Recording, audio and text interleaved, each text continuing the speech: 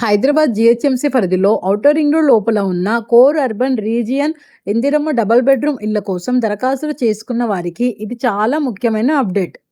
ఇప్పటికే దరఖాస్తులు స్వీకరించిన ప్రభుత్వం అర్హులు అనర్హుల వివరాలను ప్రకటించడంతో పాటు అర్హులైన లబ్ధిదారులు అపార్ట్మెంట్ల కేటాయింపు కోసం లాటరీ నిర్వహించబోతున్నట్లు గృహ నిర్మాణ శాఖ మంత్రి పొంగులేటి శ్రీనివాసరెడ్డి గారు వెల్లడించారు.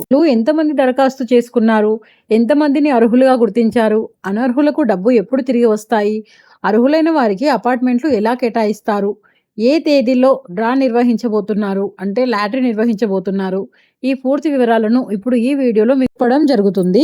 సో మీరు ఎక్కడ ఈ వీడియోను స్కిప్ చేయకుండా చూసేయండి. వీడియోలోకి వెళ్లే ముందు ఒక చిన్న మాట, మీరు వీడియో అంతా చూస్తున్నారు కానీ లైక్ చేయట్లేదు. మీరు లైక్ చేస్తేనే కదా నేను నెక్స్ట్ మళ్ళీ కొత్త అప్డేట్ కోసం ఎంతో ఎంక్వైరీ చేసి ఒక అప్డేట్ అనేది మీకు ఇవ్వడం జరుగుతుంది. సో మీరందరూ లైక్ చేస్తేనే నాకు కూడా ఇంకా ఇంట్రెస్ట్ పెరుగుతుంది, ఇంకా జెన్యూన్గా మీకోసం మంచి మంచి వీడియోస్ తీసుకురావాలనేసి. సో ప్లీజ్ చూసిన వారు కంపల్సరీ లైక్ చేసి వీడియో స్టార్ట్ చేయండి. వీడియోలోకి వెళ్ళిపోదాం.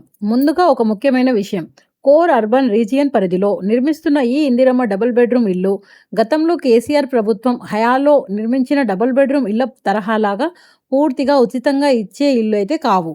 ఇక్కడ ప్రభుత్వం లబ్ధిదారుడు కలిసి నిర్మాణం వ్యయాన్ని భరించే విధానం ఉంటుంది. అపార్ట్మెంట్ నిర్మాణానికి మొత్తం 11 లక్షల వ్యయం ఉంటుందని ప్రభుత్వం తెలిపింది. ఇందులో 5 లక్షలు ప్రభుత్వం వాటాగా, మరో 6 లక్షలు లబ్ధిదారుడి వాటాగా ఉంటాయి. అంటే ఈ పథకం కింద ఎంపికైన లబ్ధిదారులకు అపార్ట్మెంట్ రూపంలో ఇల్లు అందించే విధానం ఉంటుంది. అర్బన్ రియాజన్ పరిధిలో మొత్తం 16 నియోజకవర్గాలు ఉన్నాయి. వాటిలో 15 నియోజకవర్గాల్లో ఇందిరమ్మ టవర్స్ నిర్మాణానికి సంబంధించిన టెండర్లను అంటే వాటి నిర్మించడానికి ప్రక్రియను ఖరారు చేసినట్లుగా నిర్మాణ శాఖ మంత్రి పొంగులేటి శ్రీనివాసరెడ్డి గారు వెల్లడించారు. అంటే అర్హులైన లబ్ధిదారులకు అపార్ట్మెంట్లు అందించే దిశగా ప్రభుత్వం ప్రక్రియ ముందుకు తీసుకెళ్తోంది అని అర్థం. ఇప్పుడు దరఖాస్తుల విషయానికి వస్తే ఇది ఇందిరమ్మ డబుల్ బెడ్రూమ్ అపార్ట్మెంట్ల కోసం మొత్తం 60,720 మంది దరఖాస్తు చేసుకున్నట్లయితే మంత్రి తెలిపారు. వీటిని పరిశీలించిన తర్వాత సుమారు 40,900 మంది అర్హులుగా గుర్తించినట్లయితే సమాచారం. అదే సమయంలో 19,820 మంది అనర్హులుగా గుర్తించినట్లు మంత్రి చెప్పడం జరిగింది. ఇక్కడ అనర్హులుగా గుర్తించిన వారికి కూడా ఒక ముఖ్యమైన విషయం అయితే ఉంది. దరఖాస్తు సమయంలో చెల్లించిన 10,000 రూపాయల మొత్తాన్ని తిరిగి వారి బ్యాంకు ఖాతాల్లో జమ చేయనున్నట్లుగా ప్రభుత్వం తెలిపింది. కాబట్టి అనర్హులుగా గుర్తించిన వారు తమ బ్యాంకు ఖాతాలలో ఈ మొత్తం జమ అయ్యిందా లేదా అనేది తప్పకుండా చెక్ చేసుకోవాలి. ఈ విషయం పైన చాలా మంది నన్ను డౌట్స్ అయితే అడిగారు, మా అమౌంట్ మాకు రిటర్న్ ఎప్పుడు వస్తుంది అనేసి. ఈ వీడియోలో అత్యంత ముఖ్యమైన అప్డేట్ ఇదే.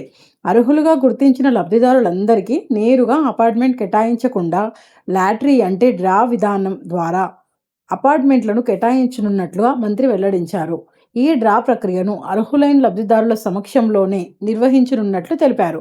అంటే అర్హులైన వారి పేర్లను డ్రా ద్వారా అంటే లాటరీ ద్వారా ఎంపిక చేసి వారికి అపార్ట్మెంట్ల కేటాయింపు చేసే విధానం అయితే ఉంటుందని చెప్పడం జరిగింది. వాళ్ళు ప్రకటించిన సమాచారం ప్రకారం ఆగస్టు 28వ తేదీ నుంచి ఆగస్టు 31వ తేదీ వరకు అర్హులైన లబ్ధిదారుల సమక్షంలో డ్రా ప్రక్రియను నిర్వహించడం అనేది జరుగుతుంది.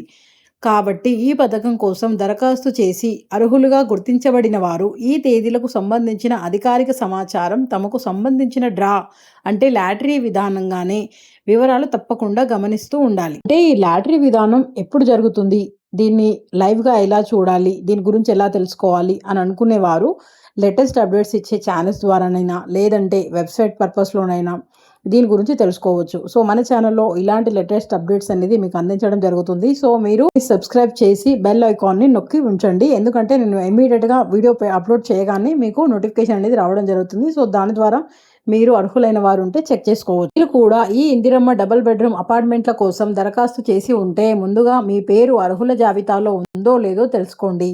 మీరు అర్హులుగా ఉంటే డ్రా ప్రక్రియకు సంబంధించిన సమాచారం మిస్ కాకుండా చూసుకోండి. ఒకవేళ అనర్హులుగా గుర్తించినట్లయితే మీరు చెల్లించిన 10,000 రూపాయలు తిరిగి బ్యాంకు ఖాతాలో జమ అవుతుందా లేదా కూడా చెక్ చేసుకోండి. ఉపయోగపడితే వీడియోను లైక్ చేయండి. ఇలాంటి తెలంగాణ ప్రభుత్వ పథకాలు, ఇందిరమ్మ ఇళ్ల, డబుల్ బెడ్రూమ్ ఇల్లు, పెన్షన్లు మరియు ఇతర ప్రభుత్వ అప్డేట్స్ కోసం మన ఛానల్ సబ్స్క్రైబ్ చేసుకొని పెట్టుకోండి. మీకు స్టేటస్లో ఇన్ఎలిజిబుల్ అని చూపిస్తుందా? అసలు ఏ కారణం వల్ల మీ అప్లికేషన్ అనర్హంగా వచ్చింది, ఏ కారణాల వల్ల రిజెక్ట్ అయ్యే అవకాశం ఉంది, ఇప్పుడు మీరు ఏం చేయాలి? ఏదైనా కరెక్షన్ చేసుకునే అవకాశం ఉందా? ఈ విషయాలన్నిటిపై మీకు క్లియర్‌గా పూర్తిగా అర్థమయ్యేలా ఒక ప్రత్యేక వీడియో అయితే చేయాలని అనుకుంటున్నాను. ఇన్‌ఎలిజిబుల్ స్టేటస్ గురించి పూర్తి వీడియో కావాలి అనుకునే వాళ్ళు కింద కామెంట్ చేయండి. కనీసం 20-30 కామెంట్లు వస్తే మీకోసం ప్రత్యేకంగా ఒక వీడియో చేసి గల కారణాలు మరియు తర్వాత ఏం చేయాలో పూర్తి వివరంగా తెలియజేస్తాను. మీకు ఈ వీడియో కావాలంటే ఇప్పుడే కామెంట్ చేయండి. మీ యొక్క కామెంట్ వల్ల మీలాంటి చాలా మందికి ఉపయోగపడే ఒక సమాచారం అయితే అందుతుంది. అందరి ఆశీస్సులతో మళ్ళీ నెక్స్ట్ వీడియోలో కలుద్దాం.